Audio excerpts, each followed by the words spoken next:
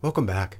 In this last video for lesson 5, we're going to talk about constructing line segments from an initial point R0 to a terminal point R in R3. Recall that the vector equation for a line in R3 was given by R of t was equal to a point R0 plus t times a direction vector. In this case, we determined the length of the line by setting a domain for the input parameter t. One of the things that we saw in our Mathematica example, we didn't explicitly say it on pen and paper, was that the length of this line was controlled by our choice of d. If we let d be equal to the entire real number line, negative infinity to infinity, the concept, I think I should say this as a quick aside note, we're thinking about R as a vector valued output, and the input, the domain D, is where the set of parameters t, valid parameters t, come from. So if I call my domain D the entire real number line, that means I'm going to run through every single possible scalar t, which means I'm going to get the entire line in the direction of v offset by the point R0. If, on the other hand, I choose a subset of values for parameter t, in other words, I let d be a strict subset. When you see the subset symbol without the line under it, it means that d is strictly contained in R. There is stuff in R that is not in d.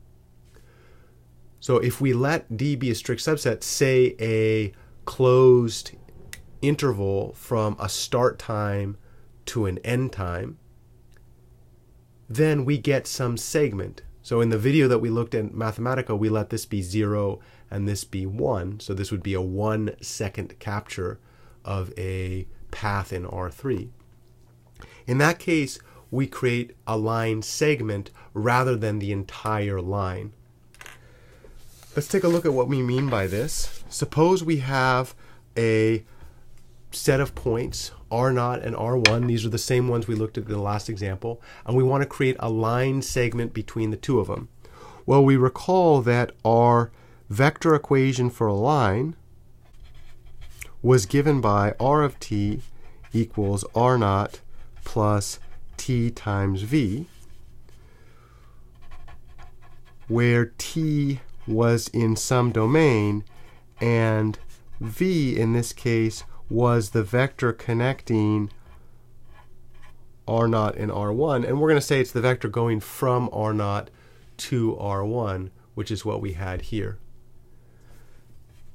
When we look at the equation that we came up with in the last video, it was 2, 4, negative 3, and then here we had plus 1, I think this was a negative 5 and this was a 4.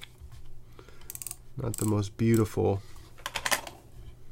This is a negative 5 and this was a 4.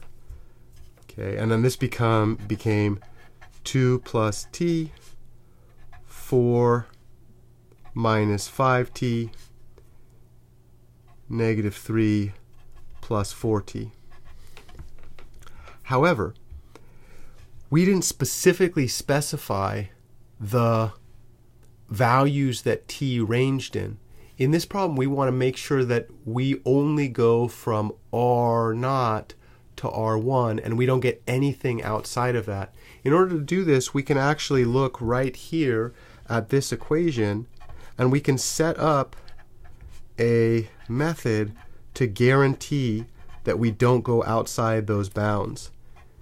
Recall that v was given by the difference, which means this equation simplifies into t times R1 minus t times R0, and with a little bit of rearranging using commutativity of addition, we get that this is R0 minus t times R0 plus t R1, and then this becomes 1 minus t R0 plus t R1, so this is R of t. And what's really fun about this is we can now immediately set t equal to different values. So suppose t is 0, So this implies R of 0 would be R naught, because 1 minus 0 is 1. 0 times R1 is 0, so I'd have 1 times R naught, so that's a check. T equals 1, R of 1. 1 minus 1 is 0. 0 times R naught is 0. 1 times R1 is 1. And in between, this is a convex combination of the two of these things, which means we would be somewhere in between the two of them. This is a continuous function in t. So this implies that if we look at R of t equal to 1 minus t times R naught plus t times R1, and then we force t to be between 0 and 1, this will be the definition of a line segment that goes from R naught to R1.